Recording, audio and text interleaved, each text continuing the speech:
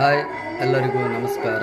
ಶ್ರಾವಣ ಮಾಸದ ನಿಮಿತ್ತವಾಗಿ 2ನೇ ಸೋಮವಾರ ದಾಸೋಹ ಕಾರ್ಯಕ್ರಮ ದೇವದುರ್ಗದಲ್ಲಿ ಬಸವೇಶ್ವರ ಓಣಿಯ ಗೋಶಿ ಮಠದಲ್ಲಿ ಅನ್ನಪ್ರಸಾದ ಕಾರ್ಯಕ್ರಮ ನೆರವೇರಿಸಲಾಗಿದೆ.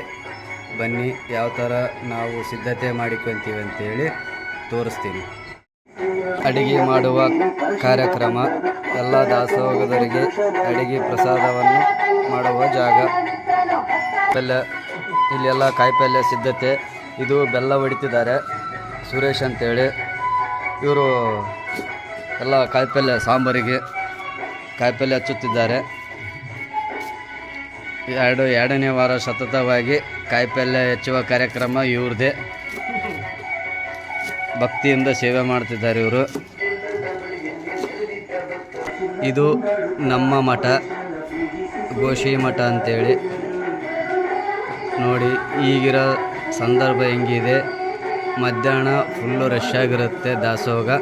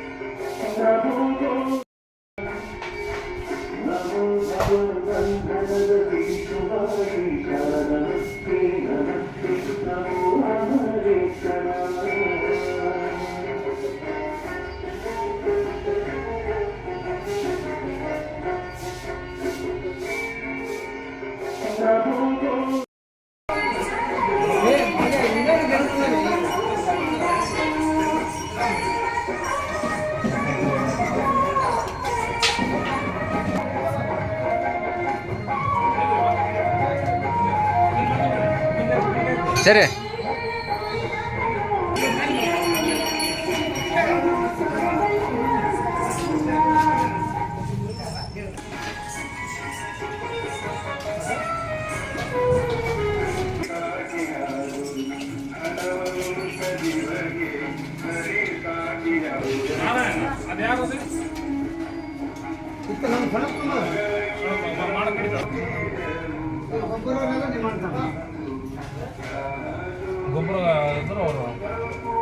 ಭಾರಿ ಇರ್ತದ ಅವ್ರದ್ದು.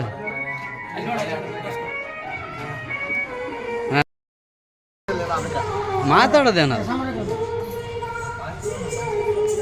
ರೆಡಿ ಮಾಡಿದ್ರಲ್ಲ.